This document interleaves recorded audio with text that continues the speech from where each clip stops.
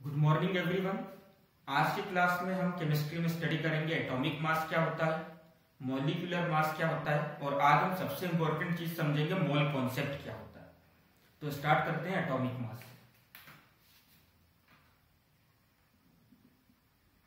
Atomic mass, mic बंद करके रखे सब। एटॉमिक मास बेसिकली क्या होता है, मास ऑफ एन एटम।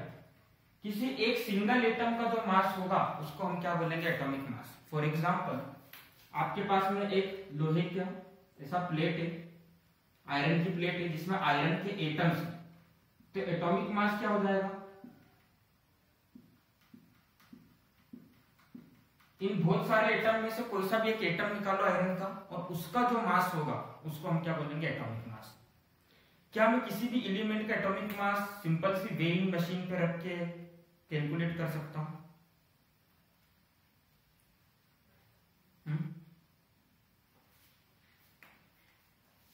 कैलकुलेट कर सकते हैं क्या? तो यहां पे प्रॉब्लम क्या थी, atom is very small. Atom बहुत छोटा होता है, ये प्रॉब्लम थी।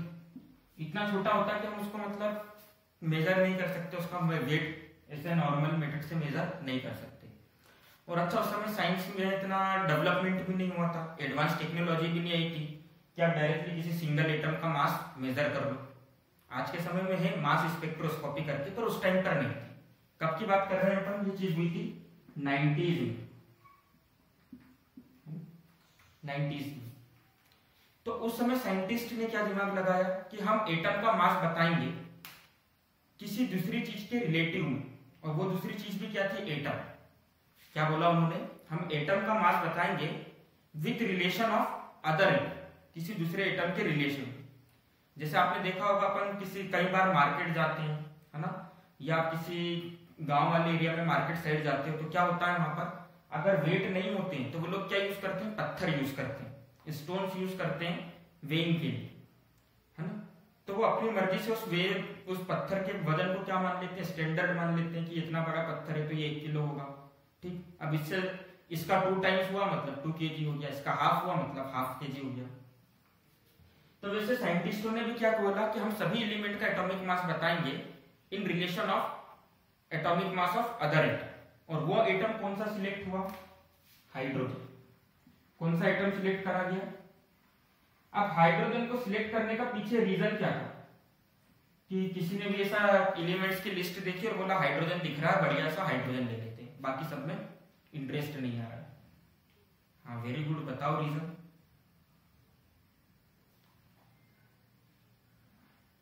हाइड्रोजन सिंपलेस्ट एटम होता है, तो सिंपलेस्ट एटम तो एक तरीके से देखा जाए तो कार्बन भी हर जगह मतलब ऑलमोस्ट प्रेजेंट है।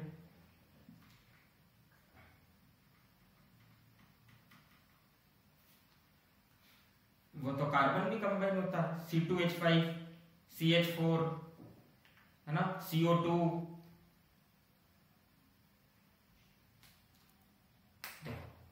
मेन रीजन क्या था, ठीक है आपका रीजन क्लोज है, मेन रीजन क्या था कि हाइड्रोजन सबसे हल्का एलिमेंट था, लाइटेस्ट एलिमेंट था। कैसा एलिमेंट था,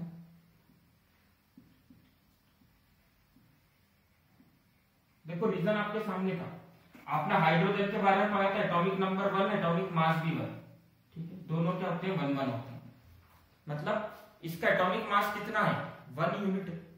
तो इसके कंपेरेटिव इसके साथ कंपेयर करना काफी इजी होगा। ऑक्सीजन का मास अगर इसका 8 गुना हुआ तो ऑक्सीजन का एटॉमिक मास कितना हो जाता, 8 हो जाता। अगर 16 होता ऑक्सीजन का एटम इसके कंपेरेटिवली, तो क्या बोलते हैं हम, ऑक्सीजन का मास कितना है, एटॉमिक मास 16। पर हाइड्रोजन से जब डिसाइड करा गया निकालने के लिए, तो आगे चल के प्रॉब्लम आने लगी। और प्रॉब्लम क्या आने लगी, बहुत से एलिमेंट का एटॉमिक मास किसमें आने लगा, फ्रिक्शन। फॉर एग्जांपल मान लो आज अगर आपको ऐसा याद करना पड़ता कि नाइट्रोजन का एटॉमिक मास है 7/3, क्या याद रहता, क्या इजी पड़ता याद करना इसको, नहीं पड़ता। तो हाइड्रोजन के बाद एक और एटम को कंसीडर करने की कोशिश करी गई ऑक्सीजन पर, उसको इतना ज्यादा इंपॉर्टेंस नहीं दिया गया। ऑक्सीजन को ये सोच के कंपेयर करने के लिए यूज कर रहे थे कि ऑक्सीजन सब जगह प्रेजेंट है, पर सबने बाद में क्या पाया कि कार्बन सबसे अच्छा ऑप्शन है किसी भी एलिमेंट का एटॉमिक मास बताने के लिए। कार्बन की एटम के रिलेटिव में अगर हम किसी भी एलिमेंट का एटॉमिक मास बता रहे थे तो उस समय वैल्यू फ्रैक्शन में नहीं आ रही थी, पहली चीज। और दूसरी चीज, नेचर में जितनी भी चीजें बनती है, जैसे फ्रूट्स हो गए, ऑर्गेनिक कंपाउंड्स की बात कर रहा हूँ सिंपल सा, उनके अंदर क्या पाया जाता है? कार्बन पाया जाता है ना। तो कार्बन ज्यादा क्वांटिटी में भी प्रेजेंट है। और कार्बन क्या है, जब हम कार्बन से कंपेयर करके एटॉमिक मास निकाल रहे हैं तो फ्रैक्शन के फॉर्म में नहीं आ रहा है। तो साइंटिस्टों ने क्या बोला कि हाइड्रोजन की जगह हम इस प्रॉब्लम को सॉल्व करेंगे बाय यूजिंग कार्बन एटम। और कार्बन का कौन सा आइसोटोप यूज करा? आपने पढ़ा होगा कार्बन के आइसोटोप है ना, होते हैं है ना, 12, 13, 14। तो कौन सा यूज करा? 6 और 12। ठीक है, जिसका एटॉमिक नंबर क्या था? 6 था, एटॉमिक मास 12 था। अब यहां पर तो हम बोलते हैं कार्बन का एटॉमिक मास है 12 एटॉमिक मास यूनिट। ठीक, ये भी क्या होता है इसके बारे में भी बात करेंगे, हाँ, 12 एटॉमिक मास यूनिट। तो अगर इसके हिसाब से हाइड्रोजन का हम निकालने जाते तो क्या आता? 1 आता क्या आंसर? हाइड्रोजन का एटॉमिक मास 1 आता क्या इसके अकॉर्डिंग? नहीं आएगा, है ना। तो एटॉमिक मास निकालने का तरीका क्या करा उन्होंने? कंपेयर करा, कार्बन एटम को यूज करा। पर उन्होंने क्या बोला? कार्बन एटम को हम कैसे यूज करेंगे? तो मास ऑफ एन एटम हम कैसे बताएंगे? Mass of an atom is equal to 1/12 of mass of 1 atomic mass unit. इसको ऐसा mass of 1 atom, 1 atomic mass unit is equal to 1/12 of mass of carbon 12 atom. मतलब 1 atomic mass unit, देखो यहाँ पे carbon का atomic mass unit कितना है? 12 है। पर अगर हमको स्टैंडर्ड चाहिए तो स्टैंडर्ड क्या होता है? 1 होता है ना। आप एक चीज बताओ मेरे को, काउंटिंग आप 12 से चालू करते हो कि 1 से चालू करते हो? तो किसी भी चीज को अगर आप मेजर करना चालू करोगे तो 1 से, छोटे नंबर से। तो 12 तो एटॉमिक मास, कार्बन का एक्चुअल में एटॉमिक मास कितना? 12 एटॉमिक मास यूनिट है। तो इसे तो हम कंपेयर कर नहीं सकते थे, तो हमने क्या करा? जो भी इसका एटॉमिक मास था उसको उससे डिवाइड कर दिया, तो क्या मिल गया? 1 एटॉमिक मास यूनिट। तो सिंपल सा आपको याद रखना है, 1 एटॉमिक मास यूनिट का मतलब क्या होता है? 1/12 ऑफ कार्बन 12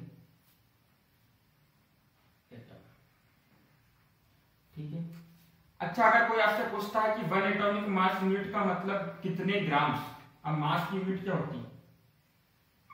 ऐसा यूनिट किलोग्राम होती है, पर मास एटम की बात हो रही है, मतलब मास बहुत छोटा होगा, तो हम किलोग्राम का छोटा वर्जन ले लेते हैं, ग्राम। ठीक है, कैलकुलेट करें कितना ग्राम होता होगा 1 एटॉमिक मास यूनिट। समझ में आ गया? एटॉमिक मास का मतलब क्या है? सिंपल से एटॉमिक मास का मतलब क्या है? किसी एक सिंगल एटम का जो मास होता है उसको हम एटॉमिक मास बोलते हैं। अब उसको मेजर करना डिफिकल्ट होता है, तो हमने क्या क्राइटेरिया यूज कर लिया कि हम उसको किससे कंपेयर करेंगे? जो कार्बन एटम है उसके एटॉमिक मास को हम किससे डिवाइड करेंगे? 12 से। और जो भी आंसर आएगा हम उससे उसको क्या करेंगे? कंपेयर करेंगे। तो अब आपसे पूछा जाए कि 1 एटॉमिक मास यूनिट का मतलब कितने ग्राम, तो क्या आप बता सकते हो कि कैलकुलेट करें हम?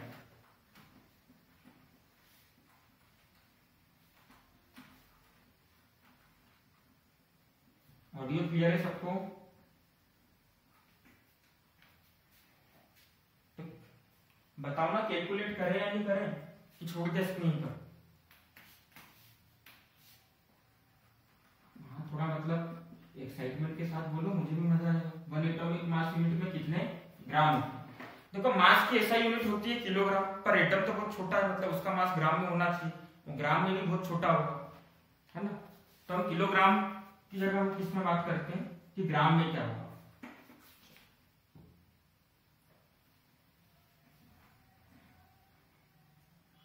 अच्छा, कार्बन के अंदर एटॉमिक नंबर 6 होता है कार्बन का, और एटॉमिक मास होता है 12।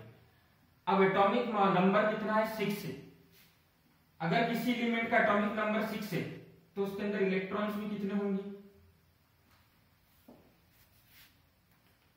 क्लास 9 में पढ़ा था आपने। अब इसके ऊपर कोई भी चार्ज नहीं है, मतलब number of electron is equals to number of proton, मतलब प्रोटॉन भी कितने होंगे, है ना। और न्यूट्रॉन कितने होंगे? Mass number minus atomic number, तो 12 माइनस 6 कितना हो गया? न्यूट्रॉन 6।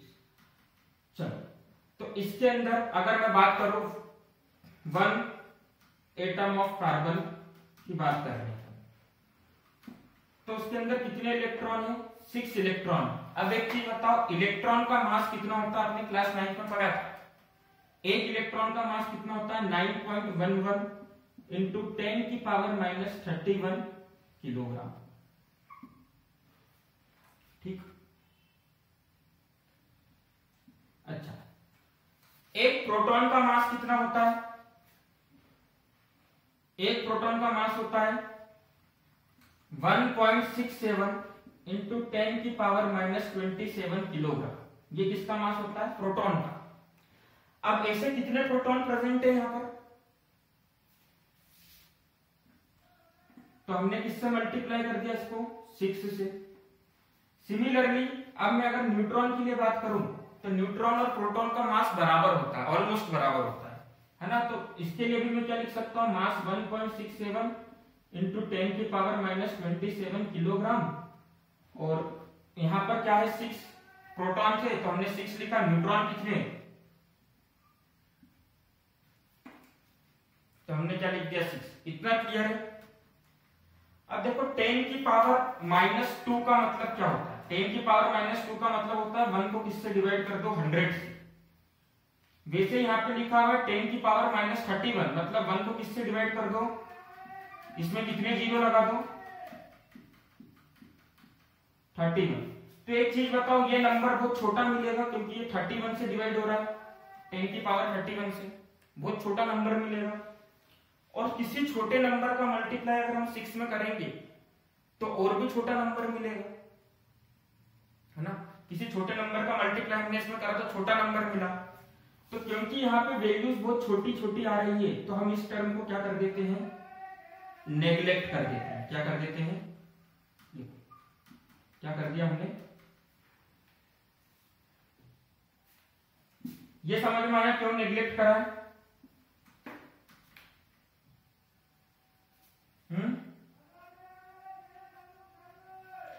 अच्छा, एक चीज बताओ, यहाँ पे भी 6 इंटू 1.67 10 की पावर माइनस 27 लिखा है। यहाँ पे 6 इंटू 1.67 इंटू 10 की पावर माइनस 27 लिखा हुआ है, मतलब ऐसा लिखा हुआ है x प्लस एक्स। तो क्या मैं इसको 2x लिख सकता हूं? तो वैसे ये लिखा हुआ 6x प्लस 6x, तो इसको क्या लिख सकते हैं हम? 6 प्लस 6 कितना हो जाएगा? 12 मल्टीप्लाई 1.67 इंटू 10 की पावर माइनस 27 किलोग्राम। अब हमने क्या सोचा था कि हम जो एटॉमिक मास निकालेंगे वो किस में निकालेंगे? ग्राम में। तो ग्राम में क्या हो जाएगा एटॉमिक मास? 12 इंटू 1.67 इंटू 10 की पावर माइनस 24 ग्राम। ये किसका मास है? एक कार्बन एटम का। मास ऑफ कार्बन एटम कितना होता है ग्राम में? 12 इंटू 1.67 इंटू 10 की पावर माइनस 24 ग्राम। मतलब आप कार्बन का एटॉमिक मास क्या लिखते हो? 12 एटॉमिक मास यूनिट। तो 12 तो नंबर हो गया और एटॉमिक मास यूनिट हमने किसको बोल दिया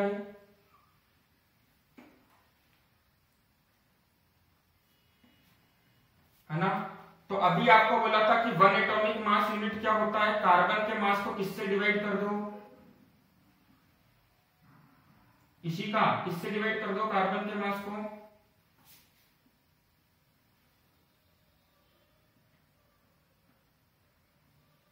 से। क्या लिखा था? एटॉमिक मास किससे डिवाइड कर दो? भारतीय 12 से। तो 12 से डिवाइड करा, न्यूमरेटर में भी 12 डिनोमिनेटर में भी 12, दोनों कट जाएगा न्यूमरेटर डिनोमिनेटर। ठीक, क्या बचा 1.67 इंटू 10 की पावर माइनस 24 ग्राम। तो एक एटॉमिक मास यूनिट का मतलब कितना होता है, कितना ग्राम होता है, समझ गए सर?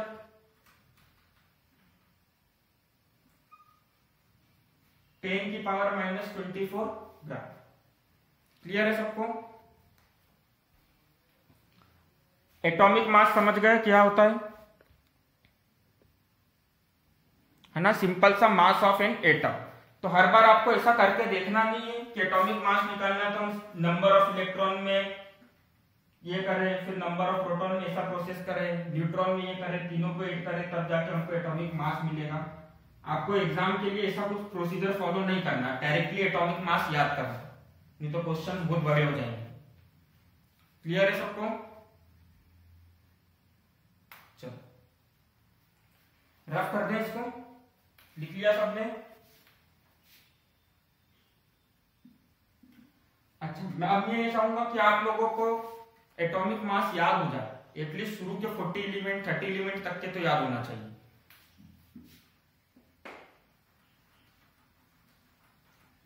नेक्स्ट आपको टॉपिक बताते हैं मॉलिक्यूलर मास क्या होता है।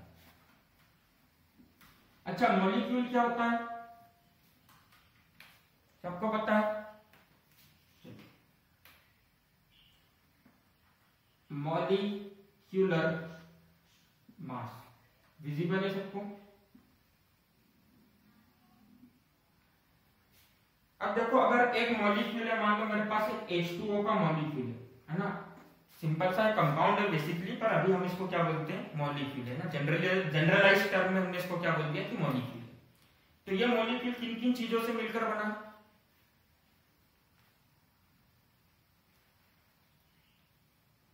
Hydrogen and oxygen. अगर मैं आपको बोलूं इसका क्या निकालो, मास निकालो, मॉलिक्यूलर मास निकालो, तो आप क्या बोलोगे? सर हाइड्रोजन का एटॉमिक मास होता है 1, यहाँ पे टोटल हाइड्रोजन 2 है तो हमने किससे मल्टीप्लाई कर दिया 2। ऑक्सीजन एलिमेंट का एटॉमिक मास होता है सर 16, तो हमने लिखा 16। एक ऑक्सीजन है तो हमने किससे मल्टीप्लाई कर दिया 1। दोनों के बीच में हमेशा क्या लगाएंगे हम? प्लस का साइन। तो क्या हो जाएगा 2 + 16 = 80। यूनिट क्या हो जाएगी? Atomic mass unit. तो आप क्या बोल दोगे कि सर जो वाटर है उसका मॉलिक्यूलर मास होता है 18 एटॉमिक मास यूनिट। ठीक है, या इसी को आप बोल सकते हो 18 यूनिफाइड मास। एटॉमिक मास यूनिट और यूनिफाइड मास एक ही चीज है ना, दो अलग अलग नाम है। जैसे घर पे किसी का नाम कुछ अलग होता है, स्कूल में कुछ अलग होता है। क्लियर है सबको? है ना? तो मॉलिक्यूलर मास की डेफिनेशन बेसिकली क्या हो जाएगी? Sum of atomic mass of all the elements present in a molecule. लिख लो, sum of atomic mass of all the elements present in a molecule. Clear? Definition के हिसाब से किसी भी मॉलिक्यूल में जितने भी एलिमेंट प्रेजेंट है उन सबके एटॉमिक मास को क्या कर दो? क्या कर दो? प्लस कर दो। तो डायरेक्टली आपको कौन सा मास मिल जाएगा? उस मॉलिक्यूल का मास मिल जाएगा, उसी को हम क्या बोलेंगे? Molecular mass. अच्छा, ग्लूकोज आपने सुना होगा, ग्लूकोज बिस्किट, ग्लूकोज की बोतल बहुत सुना होगा। ग्लूकोज, ग्लूकोज क्या होता है? C6H12O6। कौन बताएगा इसका मॉलिक्यूलर मास? बताओ, ट्राई करो। क्या लिखोगे इसका मॉलिक्यूलर मास?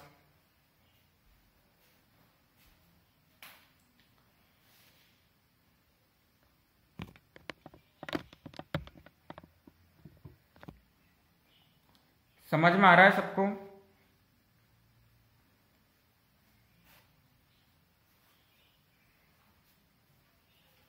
अच्छा, कितने कार्बन एटम है?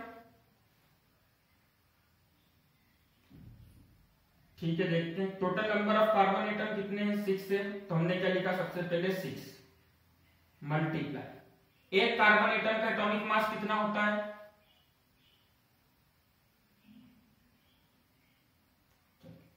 बीच में हम क्या लगाएंगे, हमेशा प्लस का साइन। हाइड्रोजन कितने हैं, 12 है। एक हाइड्रोजन का एटॉमिक मास कितना होता है, ऑक्सीजन कितने हैं, 6 है। एक हाइड्रोजन का ऑक्सीजन का 60। चलो 12 इंटू 6 करोगे क्या मिलेगा, 72 प्लस ये क्या आ जाएगा 12 और ये कितना हो जाएगा 16 6 जा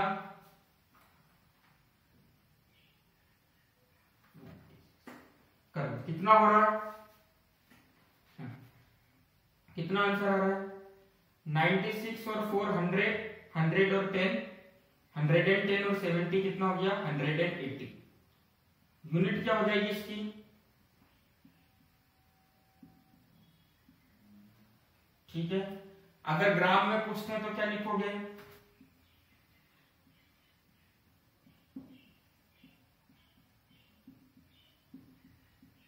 -24 ग्राम, ठीक है।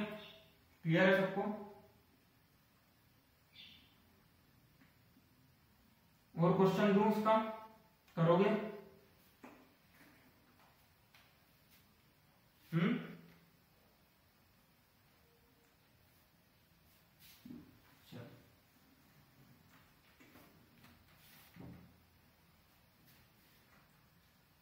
C2H5OH, इसको हम बोलते हैं इथाइल अल्कोहल, ठीक है। अभी सैनिटाइजर्स जो बन रहे हैं उसके अंदर आइसोप्रोपाइल अल्कोहल भी यूज होता है, इथाइल अल्कोहल भी यूज होता है ना, तो वही वाला चीज है। इसका आपको क्या निकालना है, एटॉमिक मास कि मॉलिक्यूलर मास निकालना है, मॉलिक्यूलर मास, क्योंकि मॉलिक्यूल है ना। तो देखो इसको सॉल्व करने के लिए एक चीज कर लेना, पहले डायरेक्टली कितने कार्बन दिख रहे हैं, दो, तो पहले लिख लो 2 कार्बन। हाइड्रोजन कितने दिख रहे हैं 5 + 1 6, और ऑक्सीजन कितना है 1, निकाल लो, इजी पड़ेगा।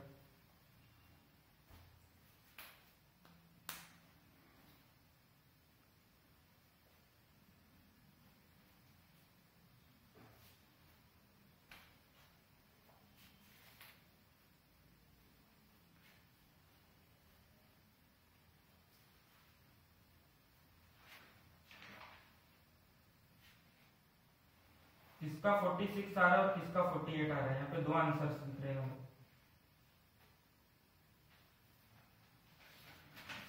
और 48 किस किसका आ रहा है,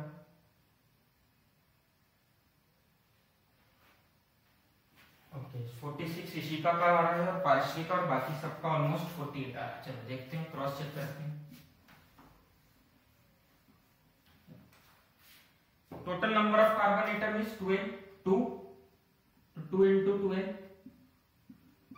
हाइड्रोजन के टोटल नंबर ऑफ एटम कितने हैं 6, तो 6 into 1, और ऑक्सीजन कितना है सिंगल एटम मतलब 16 into 1। 12 2 जा 24 प्लस 6 प्लस 16, तो 48 किसका आ रहा था, 46 will be correct answer.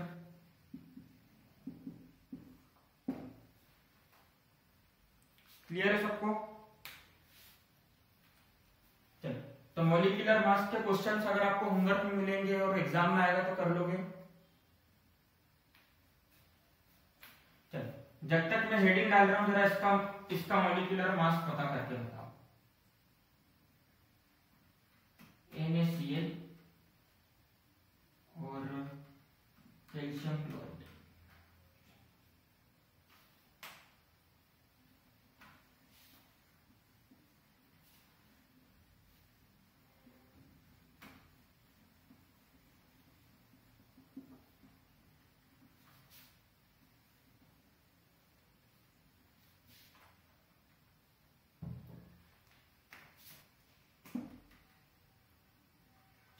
Answer सभी आप रखो।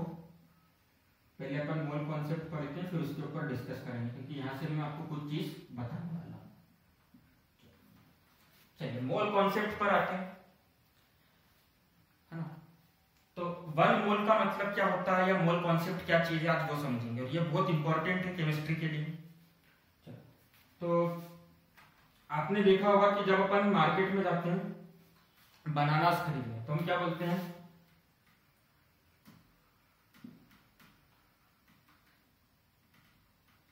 1 दर्जन बनाना।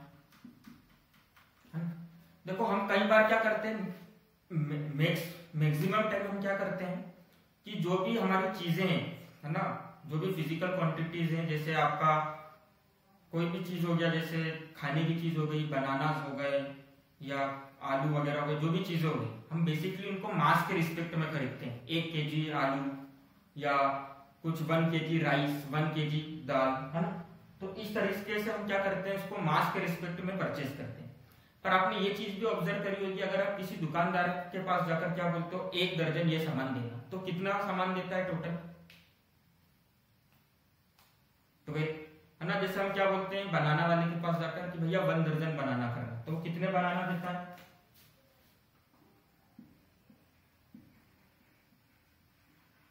अगर मैं स्टेशनरी पे जाकर बोलूं 1 दर्जन पेन, मतलब कितने पेन मिलेंगे मुझको, 12 पेन। तो देखो हमने यहाँ पर एक टर्म फिक्स कर रखी है कि 1 दर्जन का मतलब कितने आइटम्स होंगे, 12। यहाँ पर हमने क्या फिक्स कर रखी है, एक टर्म जिसका मतलब क्या होता है कि 1 दर्जन का मतलब कितना आइटम्स।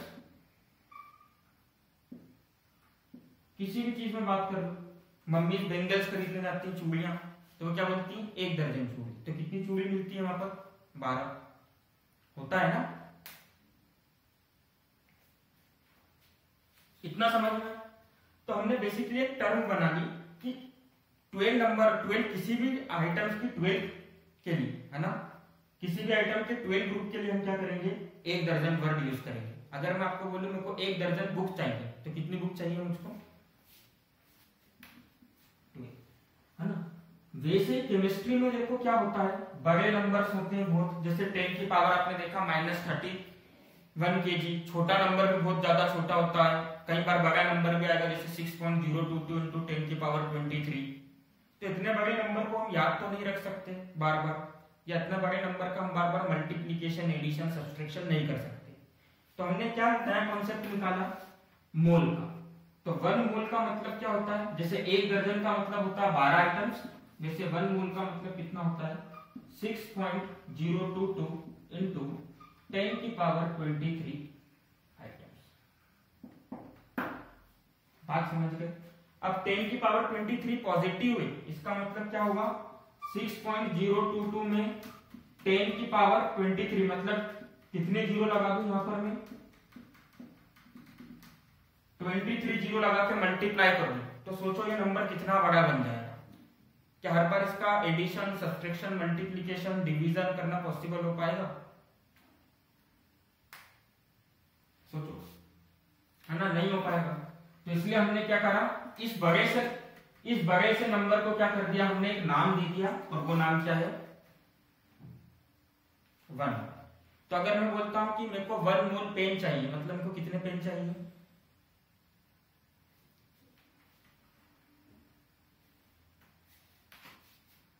अभी मैंने लिखा ना, हाँ 6.022 इंटू 10 की पावर, ठीक है। अगर मैंने बोल दिया मेरे पास 1 मोल मॉलिक्यूल्स है, 1 मोल क्या है, 1 मोल ऑफ मॉलिक्यूल्स, मतलब कितने मॉलिक्यूल्स की बात कर रहा हूं,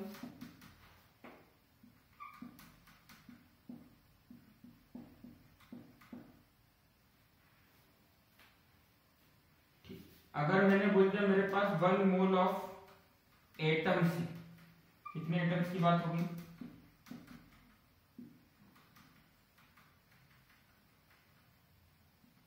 कितने एटम्स की बात होगी, 6.022 इंटू 10 की पावर 23 एटम्स। अच्छा 1 मोल ऑफ इलेक्ट्रॉन्स का मतलब कितने इलेक्ट्रॉन्स,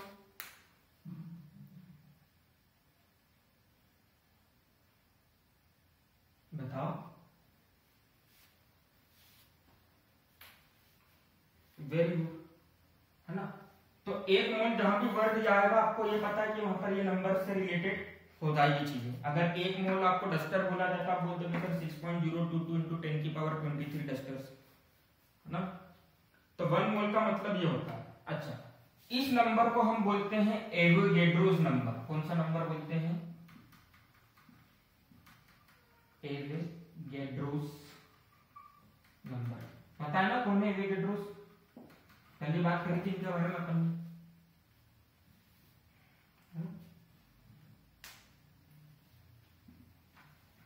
लिख लो उसको, लिख लिया ना।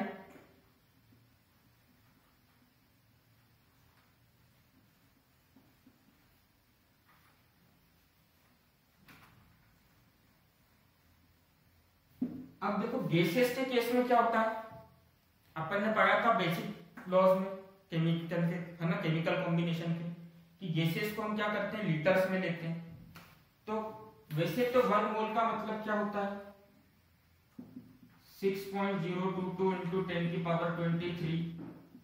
पर अगर गैसेस है तो 1 मोल का मतलब कितने लीटर होता है, 22.4 लीटर्स। कितने लीटर्स?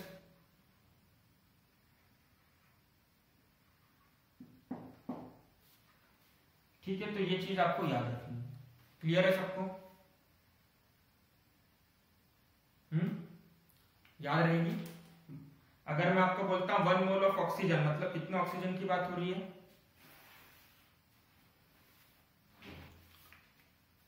22.4 लीटर्स। तो ये आपको रिलेशंस याद रखना है। अब देखो यहां से आपको क्वेश्चन हर बार आता है। एक बेसिक फॉर्मूला लिखा रहा हूं नंबर ऑफ मोल्स कैलकुलेट करने का, हम वो फॉर्मूले से भी कैलकुलेट करेंगे और कॉन्सेप्ट वाइज भी कैलकुलेट करेंगे। बेसिकली दोनों एक ही चीज है, पर जनरली आप लोगों को फॉर्मूला याद रह जाता है। तो नंबर ऑफ मोल्स का डायरेक्ट फॉर्मूला क्या होता है, given mass upon molar mass. अब गिवन मास ग्राम में होता है, और अभी तक आपने सिर्फ मॉलिक्यूलर मास पढ़ा है, मोलार मास क्या होता है या ग्राम मॉलिक्यूलर मास क्या होता है ये नहीं पढ़ा है। तो पहले ये फॉर्मूला लिख लो, फिर हम ग्राम मॉलिक्यूलर मास पढ़ेंगे और फिर हम मोल कॉन्सेप्ट के कुछ क्वेश्चंस करेंगे नेक्स्ट क्लास में। लिख लिया इसको?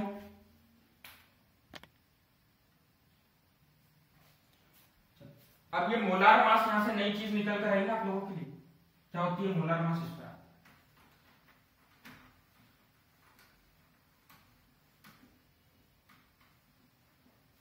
तो फिर मॉलिक्यूलर मास क्या होगा,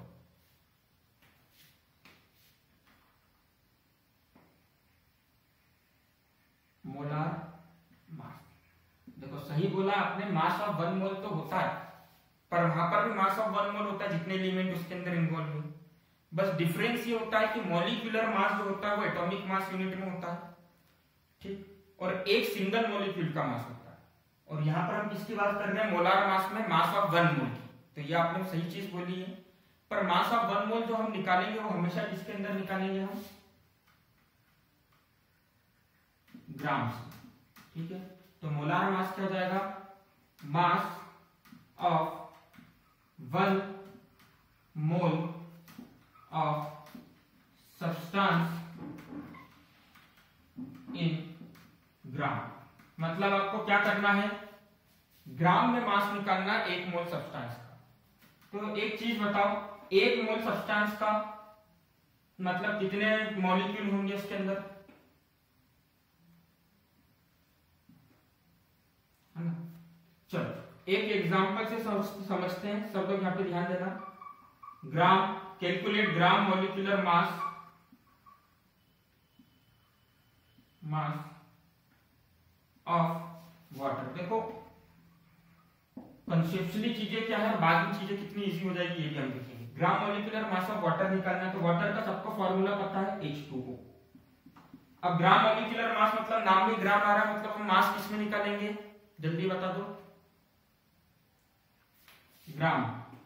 तो 2 हाइड्रोजन के एटम हैं और एटॉमिक मास कितना होता है 1 AM, पर हमको ग्राम में करना है तो हमने किसका मल्टीप्लाई कर दिया 1.67 into 10 की पावर, चलो लास्ट में ग्राम का मल्टीप्लाई, तो रुक जाओ लास्ट में मल्टीप्लाई कर देंगे। इसको हम क्या कर सकते हैं 16 कितना हो जाएगा 18 एटॉमिक मास यूनिट, इतना तो सबको आ गया। अब इस एटॉमिक मास यूनिट को मेरे को क्या लिखना पड़ेगा ग्राम के फॉर्म में, तो ग्राम के फॉर्म में क्या लिख सकता हूं मैं 1.67 लिख दो, 1.67 इंटू 10 की पावर -24 ग्राम। ठीक है, ये किसका आया है मास, एक मॉलिक्यूल का आया है। वाटर के किसका आया है, एक मॉलिक्यूल का मास आया है कितना ग्राम में। तो वाटर के एक मॉलिक्यूल का मास ग्राम में कितना है 18 इंटू 1.67 इंटू 10 की पावर -24 ग्राम। क्या आपको वाटर के एक मॉलिक्यूल का मास निकालने के लिए बोला था कि 1 मोल का मास निकालने के लिए बोला था? तो 1 मोल ऑफ वाटर में कितने मॉलिक्यूल होंगे,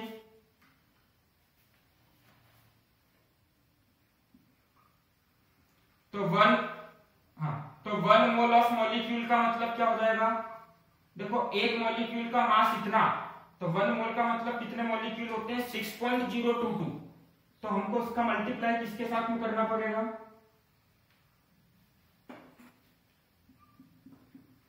18 इंटू 1.67 दिख रहा है सबको कि मैं चलो ऊपर लिख देता हूं, डेफिनेशन तो लिख ली होगी ना आप लोगों ने, हम जो यहाँ पे समझना जरूरी है। वाटर के एक मॉलिक्यूल का मास कितना आया है 18 इंटू 1.67 इंटू 10 की पावर -24 ग्राम। ठीक, अब हम एक मोल की बात कर रहे हैं, तो एक मोल में कितने मॉलिक्यूल होते हैं 6.022 इंटू 10 की पावर 23 मॉलिक्यूल। कितने मॉलिक्यूल होंगे 1 मोल में, क्लियर है सबको? तो एक मॉलिक्यूल का मास इतना है, तो इतने सारे मॉलिक्यूल का मास कितना होगा, मान लो एक मॉलिक्यूल का मास 18 है, तो 2 मॉलिक्यूल का मास कितना होगा, 2 इंटू 18 कर देंगे। तो वैसे यहाँ पे 18 के साथ किसका मल्टीप्लाई करेंगे,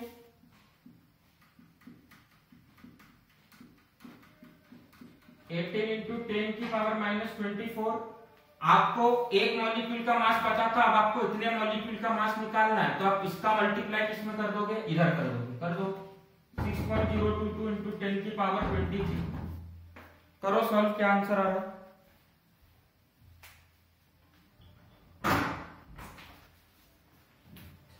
हाँ देखो ये पॉजिटिव है और ये क्या है नेगेटिव है। जब आप इस पूरे नंबर्स को आपस में मल्टीप्लाई करोगे तो डायरेक्टली कितना आ जाएगा 1 आ जाएगा, और यहां पर आपको क्या मिल जाएगा 18 इंटू 1 मतलब 18 ग्राम। ठीक है, तो आज की क्लास हम यहीं पर एंड करते हैं। Bye everyone, have a good day.